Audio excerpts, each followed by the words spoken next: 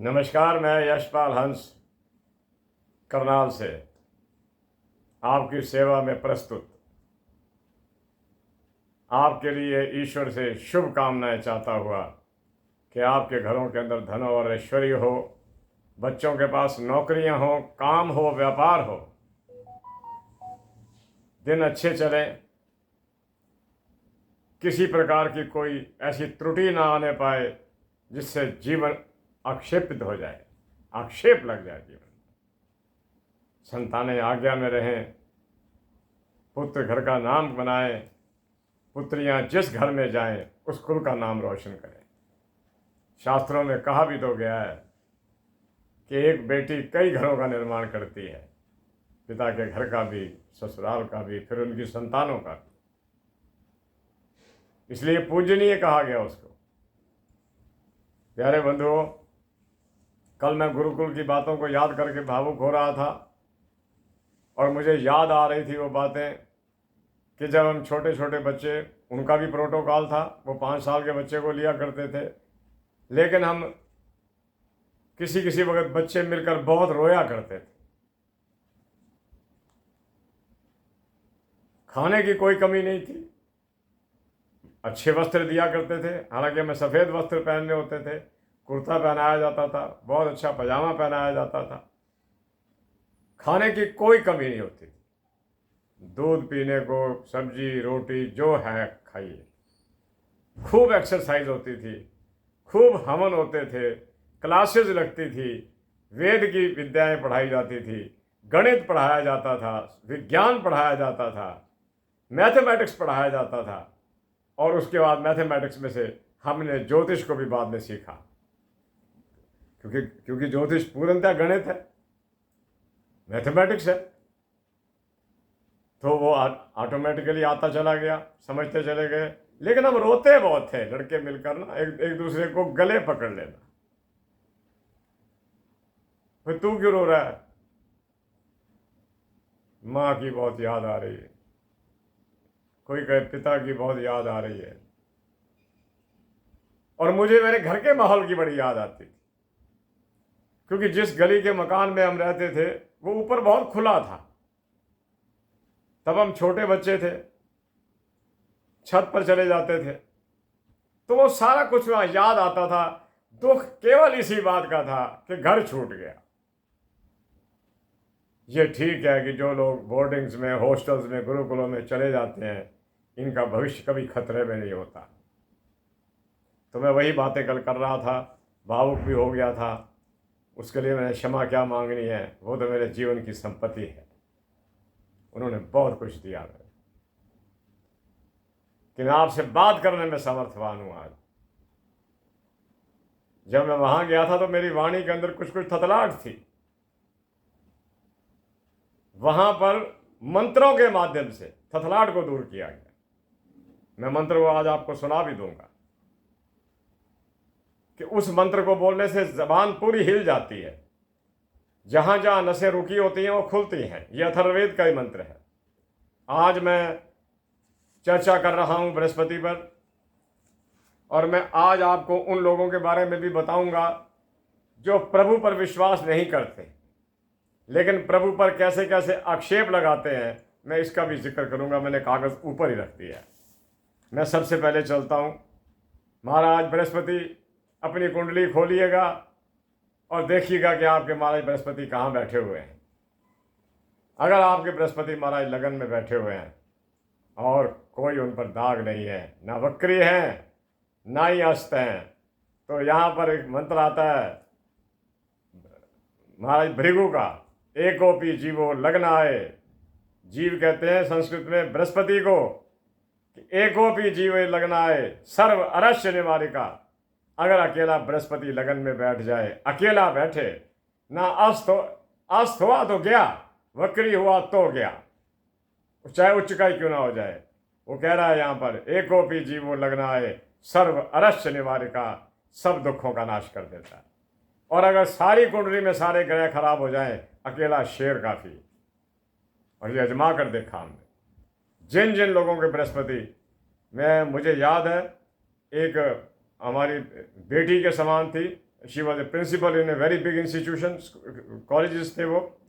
मैं उसकी कुंडली देख कर प्रसन्न हो जाता था। मैं कहा बेटे तेरा बृहस्पति तेरे को इतना ऊंचा उठा कर ले गया, और वो भी शिक्षा के क्षेत्र के अंदर, कि आज तेरा जो स्कूल है वो तेरे बिना अधूरा है।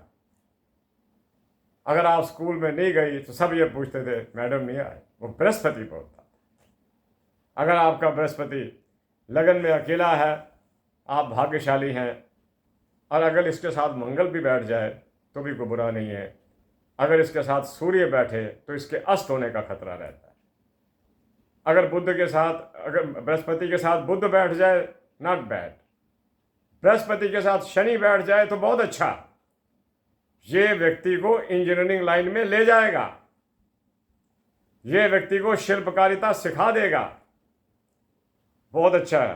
तीसरे भाव में ये व्यक्ति को अपने भाई बहनों के साथ उदारता का व्यवहार करने का सबक सिखाता है, कि अगर भाई गरीब हो गया है, मैं सामर्थ्यवान हूं, वो कहेगा तेरा खर्चा मैं उठाऊंगा।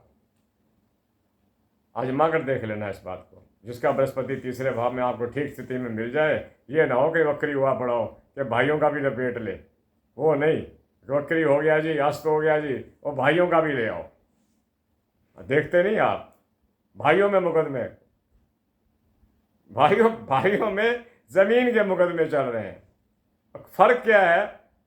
कुछ मरले का, एक आधा कनाल का, कि जो उसे तीसरा घर ही उजड़ा पड़ा है, कुंडली का तीसरा घर ही साफ हुआ पड़ा है। शनि नहीं होने देता ऐसा। शनि के साथ चंद्रमा केतु बैठ जाए, ऐसा व्यक्ति अपने भाई बहनों के प्रति प्राण देने वाला होगा। हालांकि तीनों पापी ग्रह हैं, शनि भी, केतु भी, चंद्रमा पापी नहीं है, पर जिसके साथ बैठता है वैसा हो जाता है। मैं आगे बता रहा था कि तीसरे भाव में महाराज बृहस्पति अच्छे हैं, बुरे नहीं है, लेकिन थोड़ा सा ये व्यक्ति को मोटा भी कर देते हैं, प्रमादी भी बना देते हैं। चतुर्थ भाव के अंदर ये सुखों का आधार देते हैं। पर ये देखते रहना, मिलाते रहना कुंडली के अंदर, अस्त बकरी ना हो। अस्त बकरी हो गए तो काम हो गया, समझ लो, वो काम ना कर सके। प्यारे बंधुओं, पांचवें घर का बृहस्पति, क्या बात है। अगर कहीं ये धनु मीन राशि में आया बैठा हो, कुंभ राशि में चला जाए, व्यक्ति को उच्चतम शिक्षा देने की वो क्षमता रखता है। और ऐसे व्यक्तियों को हमने अगर देखा, अगर पांचवें घर में बृहस्पति बैठा है पढ़ा देगा, और अगर कहीं 10वें घर में सूर्य या मंगल चले गए या कोई एक चला गया तो राजपत्रित कर्मचारी IAS, IPS, IFS रैंक तक पहुंचा देगा। ये जगह ऐसी है, एक त्रिकोण है, एक केंद्र है। मिलाइए अपनी कुंडलियां, देखिए। आज मैं आपको बताने जा रहा हूं बृहस्पति का। बृहस्पति पर मैं बहुत कम चर्चा कर पाया। मैं समझता था अच्छा ग्रह है, ठीक है, और लोग भी काफ़ी इनिशिएटिव लेते हैं। मैं जिनसे भी टेलीफोन पे बात करता हूं, जो लोग मुझसे बात करते हैं, उनको अक्सर अपनी दशाओं का पता होता है, अच्छी हैं बुरी हैं, वो उनको भी पता होता है। हमने एनालाइज करना होता है, उसको एनालिसिस देने होते हैं अपने। मैं बता रहा था पंचम भाव का बृहस्पति बहुत अच्छे। अगर लग्नेश भी इसका मित्र हो, याद रखना मेरी बात, बृहस्पति अगर लग्नेश का मित्र है, लगन का माल एक्सपोज करो, मेष लगन है और मित्र लगन, इसके परम मित्र मंगल का है, और महाराज बृहस्पति पांचवें घर सिंह राशि में फिर मित्र के घर में आ गए हैं, बन गया कुछ बंदा समझ। और अगर कहीं वहाँ का पांचवें घर का सूर्य दशम में चला जाए तो बन ही गया, राजयोग लग ही गया।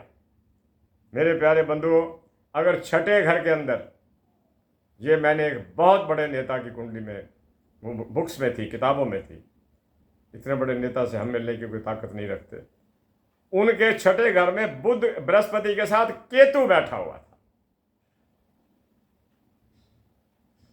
कई वर्ष भारत पर उन्होंने हुकूमत करी और राष्ट्र का उत्तम निर्माण किया।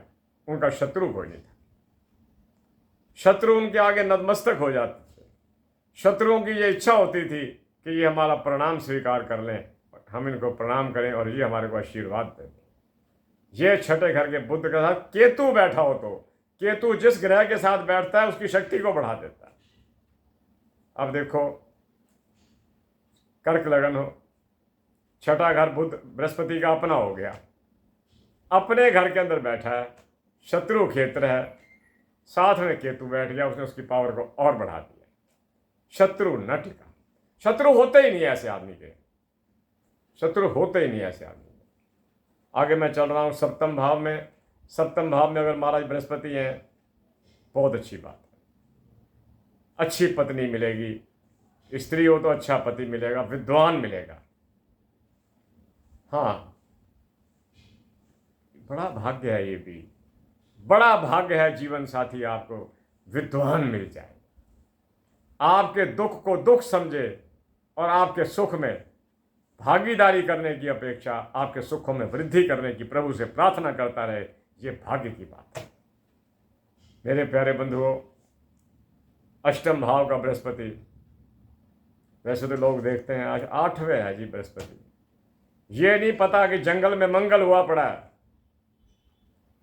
अगर कहीं 8वें घर में बृहस्पति चला जाए तो इतना तक भी कहा जाता है कि ऐसा व्यक्ति प्रभु के इतना निकट होता है, पता नहीं कौन से जन्मों का, इन जन्मों का उसको फल मिलता है कि अगर वो जंगल में भी बैठ जाए तो वहां भी मंगल हो जाएगा। यानी कि उदासी में भी खुशहाली पैदा करने वाला ऐसा व्यक्ति। इसके बारे में एक और बात की गई है कि हर कष्ट की वेला के अंदर ना जाने किन जन्मों को के फलों को प्राप्त करता हुआ वो व्यक्ति, उसके साथ प्रभु उसके साथ साथ होते हैं। मैंने बहुत से, अपने बड़ी उम्र है, अपने साथ के लोगों को बहुत बीमार होते देखा। एक का मैंने 8वें घर में बृहस्पति देखा था और उसको मैंने बहुत गंदे नाम वाली बीमारी से, जो मृत्यु के द्वारे पर ले जाती है, उससे बचते हुए निकलते हुए देखा और मामूल जिंदगी में आते हुए देखा। मेरे प्यारे बंधुओं, अष्टम का बृहस्पति के बारे में एक बात कही जाती है, बात बड़ी कमाल की है कि अगर ये किसी रोगी को मिलने चला जाए और रोगी मरणासन अवस्था में पड़ा हुआ हो कि जी हॉस्पिटल में गए, डॉक्टर कह रहे हैं कि 2, 4, 5 मिनट की बात है, और अगर 8वें घर में बैठे हुआ बृहस्पति वाला व्यक्ति उसके पास जितनी देर खड़ा रहेगा उतनी देर उस रोगी के श्वास नहीं निकलेंगे जब तक कि वो कमरा छोड़ नहीं देगा। जाना तो उसने है ही है, लेकिन उतनी देर साथ नहीं छोड़ेगा। इसलिए बृहस्पति 8वें वालों की आयु भी लंबी होती है और इनकी वाणी भी गजब की होती है। 3 चीज़ें इनमें कमाल की होती हैं। द्वादश भाव पर दृष्टि दानी बना देती है। कोई आदमी उनसे कोई चीज़ मांग ले, जैसे पड़ी है कि ये चीज़ मुझे बहुत अच्छी लगी है, तुझे चाहिए तो तू ले जा, और वो कहे मैं ले जाऊँ, क्या हाँ ले जा, और वो दे देगा, खुशी खुशी दे देगा। दान करने की भावना, मुझे कुछ पैसे चाहिए थे, हाँ जितने हैं मेरे पास ले जाओ, तुम्हारा काम चलना चाहिए। ये 12वें घर पर 5वीं दृष्टि बृहस्पति की, दूसरे घर पर 7वीं दृष्टि पड़ रही है। अरे साहब, जो बात उसने मुंह से निकाल दी है ना, वो पत्थर पे लकीर है कि आपका ये काम हो जाएगा तो हो गया समझो, वो रुक नहीं सकता। अगर उसके द्वारे पर रात को कोई आदमी आया है कि जी मैं बहुत कष्ट में हूं, रात की 2 बजी पड़ी है, सुबह तक मेरा काम खराब हो सकता है, आप कुछ संवारिए मेरा, आपके पास परिचय है, आपके पास सब कुछ है, वो व्यक्ति उसको कहेगा कि तू तो अपने घर जाके सो जा, और खुद नहीं सोएगा जब तक कि उसका काम रात को भाग भाग कर नहीं करवा लेगा। ये 8वें बृहस्पति की क्वालिटी आजमाया जिंदगी के अंदर। 8वें बृहस्पति वाले हमारे बड़े दोस्त थे और हमें उन पर, जैसे कहते हैं, अटूट श्रद्धा और विश्वास होता था कि ये काम यही करेगा। तीसरी दृष्टि कहाँ जा रही है, अब ये भी सुनने वाली बात है। अगर आपका 8वें बृहस्पति बैठा है, अपने आप को भाग्यशाली समझना। अगर उसकी बृहस्पति की 8वें घर से तीसरी दृष्टि सुख स्थान पर चतुर्थ भाव में जा रही है, ऐसा व्यक्ति इतना सर्वप्रिय हो जाएगा पिछले जन्मों के कर्मों के कारण। पिछले जन्म क्यों कहूँ, मैं आज के ही कह देता हूँ, विनम्र तो वो होता ही है, झगड़ों में पड़ता नहीं। आप ऐसे व्यक्ति से कभी पूछ लेना कि आपकी कभी किसी से हाथापाई हुई है, कभी नहीं हुई होगी। वो इन चीज़ों में विश्वास ही नहीं रखते। वो कहते हैं जो काम मैंने कराना है वो हाथापाई से नहीं, वो कानूनी रास्ते से हो या सामाजिक रास्ते से हो, मैं करवाऊंगा, और करा लेते हैं। किस्मत साथ दे रही होती है। चौथे घर पर दृष्टि पड़ने का मतलब, मैं कई ऐसे व्यक्तियों को जानता हूं जिनके पास कई कई वर्ष अपना मकान नहीं रहा, और उनको उनके फ्रेंड्स ने, दोस्तों के सर्कल ने अपनी कोठियां दी हुई थी कि आप इसमें रहिए, देखभाल भी करिए, जब हम आएंगे ले लेंगे। ये 8वें बृहस्पति का मैंने चिन्ह देखा। 8वें बृहस्पति की मैं खुल के तारीफ करता हूँ। 9वें में माना कि बृहस्पति धर्म का ग्रह है। धर्म की परिभाषा को मैं ये परिभाषा नहीं मानता। धर्म कुछ और चीज़ का नाम है। धर्म कहते हैं सत्य पर स्थिर रहना, झूठ ना बोलना, और निराशा से दूर रहना। याद रखिए मेरी बात, धार्मिक वो है, प्रभु पर विश्वास उसको है जो निराशा से दूर है, जो दीनता से दूर है। हम, थोड़ी मेरी मदद करो, चाहे पैसे घर हो, कोशिश ये करनी है, दीनता दिखानी है कि मेरे पास तो कुछ नहीं। अगर बृहस्पति अच्छा हो, आदमी ये काम कभी नहीं करेगा। वो कहेगा जी मैं जो जैसे भी हूं खुश हूं। दीनता, आलस्य का त्याग जिसने कर दिया, मैं उसको भी ये समझता हूं कि ये बृहस्पति के कारण। कटुता कैसे रहेगी? 8वें घर में बैठा हुआ है, दूसरे घर पर देख रहा है, वाणी का वो स्थान है, बृहस्पति कटु बोलने नहीं देता। और चतुर्थ भाव जो क्रोध का भाव है, वहां पर बृहस्पति की 8वें से दृष्टि जा रही है। क्रोध नहीं करेगा, क्रोध को अपनी कमजोरी समझेगा कि ये दुर्बल की ताकत है। क्रोध दुर्बल की ताकत है। अरे जो ताकतवर लोग होते हैं उनकी तो आंख के इशारे से काम हुआ करते हैं। ताकत का मतलब कि मुक्के मारना नहीं है। वो वेद का मंत्र आता है ना, यशो बलम, कि परमात्मा मुझे बल तो दे, लेकिन मुझे बाजुओं का बल मुक्के मारने वाला नहीं चाहिए, लड़ने वाला नहीं चाहिए, यशो बलम चाहिए, मेरी समाज में कीर्ति हो। ये बृहस्पति का एक मैंने आपको दृष्टांत दिया। अब मैं आगे चलता हूँ कि अगर 9 में है, ठीक है, वो अपना करता रहेगा, दानवान ये चीज़ें करता रहेगा, अच्छा है। कईयों ने तो कुछ ज़्यादा ही प्रमोट कर रखा है ऐसे, पर मैंने ऐसा नहीं पाया। मैंने पाया ठीक है, दे आर रिलीजियस से मेरा मतलब ये नहीं कि वो किसी विशेष मत को बिलोंग करते हैं, वो सब धर्म का आदर करते हैं। आगे चलता हूँ। 10वें भाव के अंदर अगर आपका बृहस्पति बैठता है तो आपको जॉब मिलेगी, लेकिन आप ऑनेस्ट रहेंगे। आप कोशिश ये करेंगे कि मेरे घर में अनैतिक पैसा न घुसे, पक्की बात। लेकिन अगर कहीं बृहस्पति के साथ शनि बैठ जाए, और अगर कहीं कृपा राहु जी कर के साथ बैठने की, तो अनैतिक मनी को छोड़ता नहीं आता। कि मनी, सैलरी मिले ना मिले, अनैतिक मनी आनी चाहिए। ये राहु का है, केतु का नहीं। और मैं बड़े खुल के कह रहा हूं ये बात, 10वें घर का राहु इंसान को ईमानदार रहने नहीं देता, भले ही बृहस्पति साथ में बैठ जाए। उसको ये धन अच्छा लगने लग जाता है, बिना कमाया आ गया, और बड़ी बड़ी नौटंकियां कर डालेगा इसे प्राप्त करने के लिए। पहले तो वो अपना एक राजनीतिक सर्कल तैयार करेगा, फिर वो लोगों को दुख देना शुरू करेगा, फिर वो उसके आधार पर अपनी सेटलमेंट करेगा, बहुत कुछ कर जाएगा। ये राहु के साथ अगर बृहस्पति बैठ जाए तो बुद्धि तो उसके पास आ ही जाती है। अब फिर कैसे कमाना है ये भी वो समझ जाता है। 10वें घर का ये एकादश में चला जाए बृहस्पति, एकादश में ये शुभ क्षेत्र है, ऐसी कोई बात नहीं है। मैंने महसूस किया कि 11वें घर में वैसे तो ग्रह कम काम करते हैं, लेकिन 11वें घर का बृहस्पति आदमी को ऑनेस्ट रखता है। 10वां घर कर्म का है, 11वां घर कर्म फल का है, कि कर्म तो मैंने सारा दिन किया, शाम को फल कुछ नहीं मिला, खाली हाथ गए थे और खाली हाथ ही घर लौट आए। लेकिन अगर इसका बृहस्पति बैठा हो, वो लेकर लौटेगा। और ऐसे लोगों को मैंने ये देखा है कि वो टीचर, टीचिंग लाइन, गाइड करना, काउंसलिंग करना, इन चीज़ों को ज़्यादा करते हैं। आगे चलता हूँ। 12 में अगर बृहस्पति हो, 12 का बृहस्पति बड़ी चीज़ है। ये आदमी कोई कोशिश करेगा कि मेरे को रेपुटेशन मिले, पर मैं सेवा करके रेपुटेशन लूँ। कोई पैसे मांगने आया, दान मांगने आया, दे दूँ, चाहे उसके अपने पैसे घट रहे हों। और ऐसे लोग वासनात्मक दृष्टिकोण के अंतर्गत बहुत अच्छे होते हैं। ये अपनी पत्नी को अपना सर्वे सर्वा समझते हैं और एक चारित्रिक जीवन जीने की कोशिश करते हैं। संस्कार ना खराब हो जाए, संस्कार घर से ही खराब होते हैं।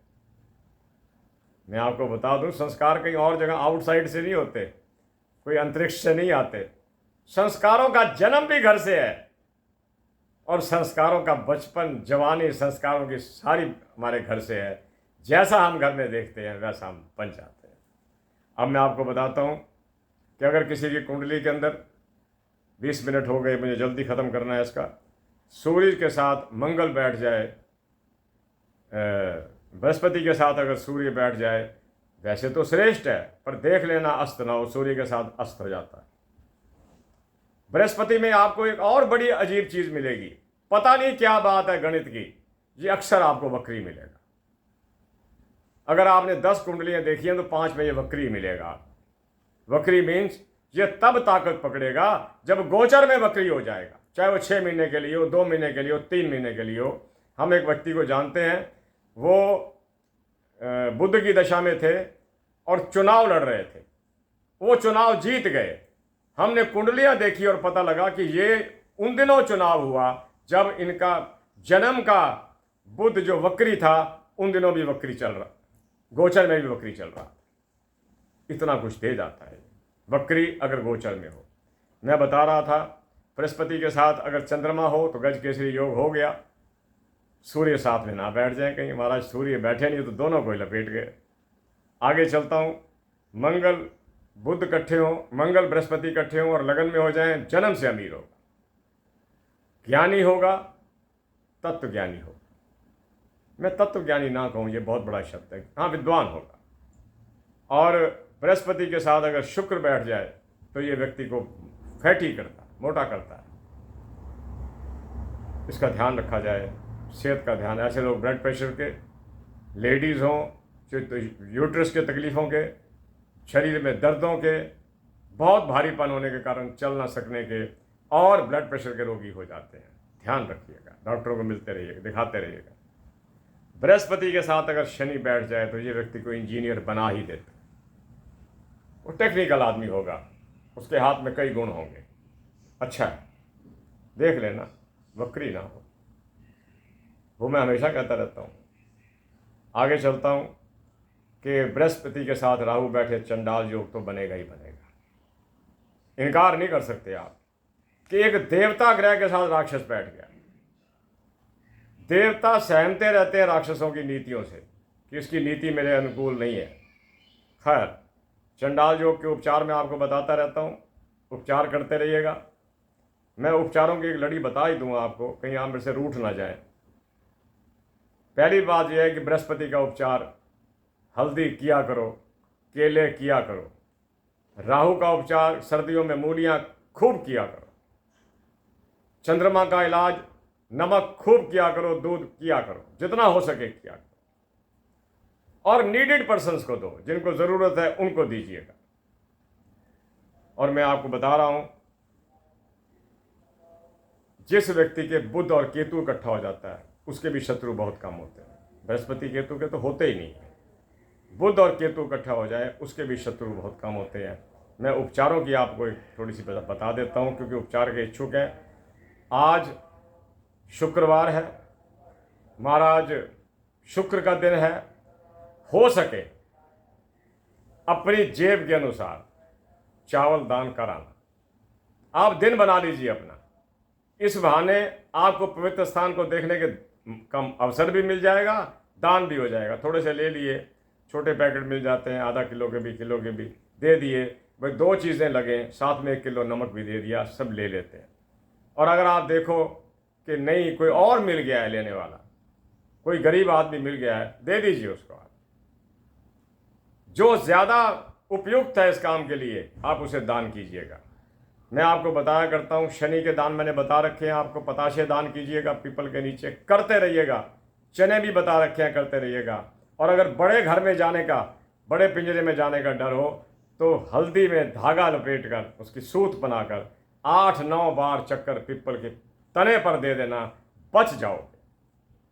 मेरे प्यारे बंधुओं, ये आज का मेरा चैप्टर था। मैंने इसमें गज केसरी योग का भी, 8वें बृहस्पति का भी, 8वें बृहस्पति की विशेषताओं का भी सारा आपसे जिक्र किया और चंडाल योग का भी जिक्र किया आप मैंने। अगर बृहस्पति के साथ केतु बैठ जाए और छठा घर हो, शत्रु नहीं होता, लेकिन बाकी घरों पर कोई गारंटी नहीं है, फिर भी वो पापी ग्रह है। मैं आपको बता रहा हूँ ये बात, ये मैं 2 कागज़ लिख कर लाया था। सोचता हूँ कमेंट बॉक्स में लोग हमारे को भी मजाक कर जाते हैं, हमें, हालांकि हमारे पर उसकी कोई प्रतिक्रिया नहीं है। मैं तो बल्कि उनको ब्लॉक कर देता हूँ कि आइंदा आपका कोई संदेश मेरे पास नहीं आना चाहिए, क्योंकि मेरा जीवन कमेडियन का नहीं है। मेरा जीवन एक ज्योतिषाचार्य, कथावाचक, लेखक का है, काउंसलर का है। मुझे गंभीरता में जीना भी आता है, मुझे ये भी आता है कि हंसना किस बात पर चाहिए। गंदे गंदे मजाकों पर हंसना हमें सिखाया नहीं गया, सिखाया ही नहीं। और मैं आपको ये बताता हूँ, ये भर्तृहरि जी का है, मैं उतार के लाया हूँ, आपको हिंदी में समझाता हूँ कि परमात्मा, यानी कि जैसे कहते हैं ना, लोगों ने भगवान को नहीं छोड़ा। ये सुन लेना, इसको मेरा उपचार ही समझ लेना आप। बहुत उपचार बताता हूँ आपको मैं, मेरी कोशिश होती है कि मैं शुरू ही उपचारों से करूँ, और कोशिश ये करूँ कि जो कुंडलियाँ अपनी देख लेते हैं वो कुंडलियाँ देखकर समझ लें कि कैसा वक्त चल रहा है। कल मैंने शुक्र पर चर्चा करी, रात को मैंने एक शॉर्ट वीडियो भी दिया था कि राहु हर जगह बुरा नहीं है, राहु कई जगह बड़ा अच्छा काम कर जाता है। उस शॉर्ट वीडियो को भी आप देखिएगा, अपने व्यूज़ दीजिए, कमेंट्स दीजिए और अपने सब्सक्रिप्शन दीजिएगा, ताकि हमारा धैर्य बढ़े। वो एक आदमी कह रहा है दूसरे को, ये महाराज भर्तृहरि लिख रहे हैं वैराग्य शतक के अंदर, कि वो कहता है कि क्या है परमात्मा, क्या है परमात्मा, कि स्वर्ण में, सोने में तो उसने गंध ही नहीं दी, जो सबसे मूल्यवान वस्तु है। कहता है गंध स्वर्णे, स्वर्ण सोने में गंध नहीं दी। फल भिक्षु दंडे, गन्ने को इतना मीठा बनाकर उसको फल नहीं दिया। चैलेंज कर रहा है परमात्मा कि गन्ने को इतना मीठा बनाकर उसको फल नहीं दिया। कहता है विद्वान धनी नहीं है, विद्वान व्यक्ति धनी नहीं है। विद्वान वाकई, क्योंकि वो सीमाओं में रहते हैं, और एक स्टेज उनकी ऐसी आती है कि जब धन के प्रति उनका बहुत ज़्यादा आकर्षण तो रहता है, लेकिन बहुत ज़्यादा नहीं रहता। कहता है भूप तरी दीर्घजीवी, राजा लंबी उम्र नहीं जीता, जल्दी मर जाता है, युद्धों में रहता है वो। फिर वो कहता है धातु परा, अरे ये क्या हो रहा है। फिर वो आगे क्या कहता है, कोई अपनी बुद्धि दो नाबूत, कोई भगवान को अकल दो कि तूने सोने को गंध नहीं दी, तूने गन्ने को फल नहीं दिया, तूने अपना हाँ एक बात भूल गया मैं, चंदन को तूने फूल नहीं दिया। अरे चंदन में खुद इतनी सुगंधी है, उसे फूल की जरूरत नहीं है। अगर भगवान गन्ने को फल देने पर आता, कीड़े खा गए होते, भगवान को अपने गन्ने की रक्षा करने के लिए इतनी मोटी खाल बनानी पड़ती है उसे। और अगर सोने के अंदर गंध डाल देता, तो जब आग पर रख कर उसका कुछ बनाते हैं, गंध तो उड़ गया होता। अरे उसके नियम गलत नहीं है। राजा की लंबी उम्र हो नहीं सकती, क्योंकि उसने अपने राज्य की रक्षा करनी होती है, उसमें उसके प्राण जा सकते हैं। कोई अपनी बुद्धि दो ना पूत, अरे भगवान को अकल देने वालों, अपनी अकल को ठीक करो, अपनी अकल को ठीक करो। मैं सोच रहा हूँ 29 मिनट हो गए हैं, मैं कल, मेरा वादा रहा, मैं कल आपको एक ऐसा मंत्र बताने जा रहा हूँ, वो जो कि अथर्ववेद के 16वें अध्याय के दो है, दूसरा और दूसरा, उसमें थथलाट को दूर करने का मंत्र है। जो बच्चे थथलाते हैं बेचारे बिरादरी में बड़ी शर्म महसूस करते हैं, बात करते करते लड़खड़ाहट आ जाना, ये 2 जगह पर चीज़ें होती हैं। भगवान ना करे, एक तो जो व्यक्ति एक आंख से कुछ खराब हो, 2 आंख वाला नहीं होगा, उसको पता है कि मेरे चक्षु नहीं है, 1 आंख वाला होता है। और दूसरा जो थथला रहा हो, मैं कल आपको इसके मंत्र पर पूर्ण व्याख्या दूंगा, पूर्ण चर्चा दूंगा। मैंने जो उपचार आपको बता रखे हैं, मैं आज भी उन पर कायम हूँ। शनि का, बृहस्पति का, मंगल का, राहु का, जो मैंने बता रखे हैं। राहु का मूलियाँ बताई, टमाटर बताए, शनि का आपको पताशे बताए, चने बताए, धागा बताया कि लिपट ना जाओ कहीं। आप ये काम करते रहना। काफ़ी समय हो गया, 30 मिनट हो गए। इसी के साथ करनाल से मैं यशपाल हंस आपसे आज्ञा चाहता हूँ। आपके अच्छे जीवन की कामना करता हूँ। दीर्घ जीवन कहना तो आसान है, दीर्घ तो हो, लेकिन एक शब्द कहा गया उसके अंदर, अधीना श्याम शरदा शतम, मैं किसी के अधीन होकर ना जीऊँ। मैं उस दिन कह रहा था ना कि परमात्मा बुढ़ापा आ गया है, अब मेरी कहीं दोस्ती बेड से ना कर, बिस्तरे से ना करवा देना, मैं चलता फिरता ही चला जाऊँ, बस सूचना आ जाए और आपको यूट्यूब पर भी आ जाए। ठीक है जी, काम बढ़िया हो गया, इसको बढ़िया काम कहते हैं। तो इसी के साथ करनाल से मैं यशपाल हंस आपसे आज्ञा चाहता हूँ। आपके कल्याण की कामना करता हूँ। ईश्वर आप पर प्रसन्न रहे, आपके घरों में भाईचारा बना रहे और परस्पर पति पत्नी में डेफिनेटली प्रेम हो। जहाँ पति पत्नी में आपस में निभा नहीं करती, वो घर चला नहीं करते, उन घरों को घसीटना पड़ता है। तो इन्हीं शुभकामनाओं के साथ आज्ञा चाहता हूँ। जय जगत, जय भारत, नमस्ते, नमस्कार। ईश्वर आप पर कृपा करे और मेरी माता सरस्वती आपको मेधा और प्रज्ञा बुद्धि प्रदान करे, ताकि आप जीवन में भूलों का परिमार्जन हो आपके जीवन के अंदर और स्थायी सुखों का आधार बने। नमस्कार।